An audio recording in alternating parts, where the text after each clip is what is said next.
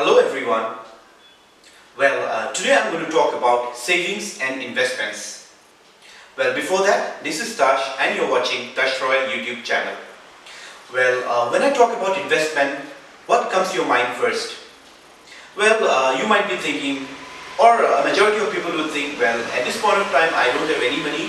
I'm going to save a lakh of rupee and then I'm going to continue with my investments, right? No, you are absolutely wrong. First we should invest and then we should do our expenditures. That is the golden rule I think most of us would know, right? I'll talk about savings a little later. Let me move into investments. There are different forms of investment. If you're a working professional, you have the PPF, which is a Public Provident Fund. You have the EPF, which is the Employee Provident Fund. You have the VPF, which is the Voluntary Provident Fund. Apart from that, you have bank fixed deposits, you have post office recurring deposits as well as in banks. And apart from these modes, you also have chit funds, and then you have the share market and the mutual funds. Wait. I'm not going to talk about share market and the mutual funds at this point of time, since this is just an introductory session, right? An average person would like to go for investment. In India, he would rather put his money in a fixed deposit, for example, say 1 lakh rupees for 5 years. The interest rate for FD would vary from 6.6 to 7.5 at this point of time. So he would think, okay, right, I have made an investment, I have done an FD for 1 lakh of rupee for 5 years. So, do you think that's a good investment? I would not say it's an investment, but I would not say it's a great investment. Alright? So, PPF at this point of time offers you around 8%. EPF provides you around 8.6. FD, depend on the bank from where you have taken, it would vary from I think around 6.6 to 7.5%, right? And there are different post office modes of investment like KVP, which is known as the Kisan Vikas Patra, and then NSC, National Savings Certificate. These also offer something around 7 to 7.5, right? So, while making an investment, you should take one of the most important things into account. Does it beat my inflation rate, right?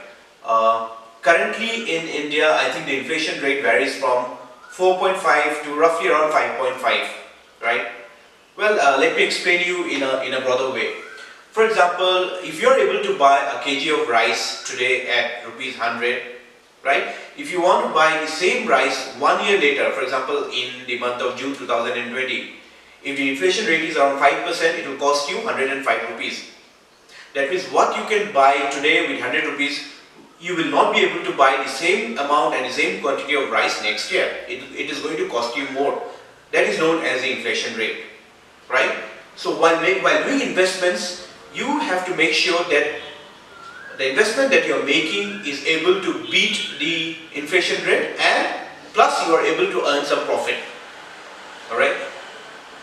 For example, if I do an FD or a fixed deposit of 1 lakh at 7% for 5 years, let us see the situation, what's going to happen, right? So what is going to happen is, the current inflation rate is, let's assume it to be 5%, okay? So if you do an FD for 1 year, let's say for 1 year you're doing an FD for 1 lakh for 1 year at 7%, right? So you will get 1 lakh 7,000 in the coming year, but then your inflation rate is 5%. So again, 5% would go from the 1 lakh rupee, plus you may also be subjected to tax, alright, 10% tax you need to pay. Currently I think the tax would be charged only if your interest earned is more than 40,000 rupees, right? Earlier it was 10,000. So ultimately the money which you have investment has no gain, right? It will again remain the same amount. I will not say that it will reduce, but it will remain mostly same. But it is much better investment than keeping it in your saving account, which will earn you roughly around 4%, right? So FD is a good investment with respect to saving account. But you'll have to see that you beat the inflation rate, then you'll have to move to some other sources of investment.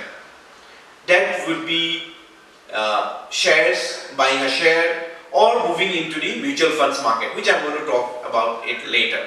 So at this point of time, while investing, you should keep into account that you beat the rate of inflation. Well, that's all for today's talk on savings and investment. If you like this video, please like and share, and please do subscribe my channel. Thank you. Jai Hind.